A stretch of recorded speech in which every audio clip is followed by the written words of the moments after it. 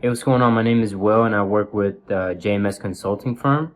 One of the main problems I was working with that I had I was able to receive help on was just, poor credit, high utilization, high debt, and a lot of inquiries. And after I worked with Keratin and specifically just the overall firm itself, I was able to, reduce my debt. We made a plan to actually eliminate my debt, reduce my utilization, and clear up all the inquiries I had. So we went from having a mess to having a real clean credit report, I'd say.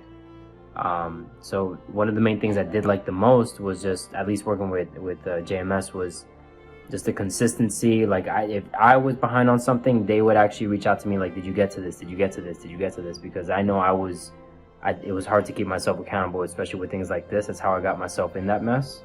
But I recommend anyone who is looking to work, or maybe who's ever on the fence of working with JMS Consulting, just do it, because you're going to get that hands-on approach. You're going to make sure that you're going to be held accountable, because if there's goals in mind, and if it's stopping you, like something as critical as your credit stopping you from achieving your goals, I'd say work with them, right? Work with the people who could help you.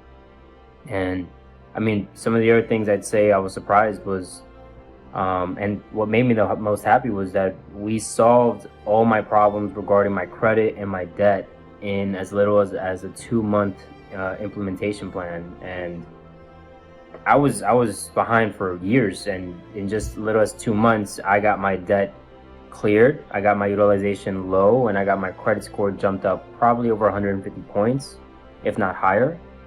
And so I think that was one of the other benefits, is just, speed and efficiency. But, everyone's different, but I was surprised on that end.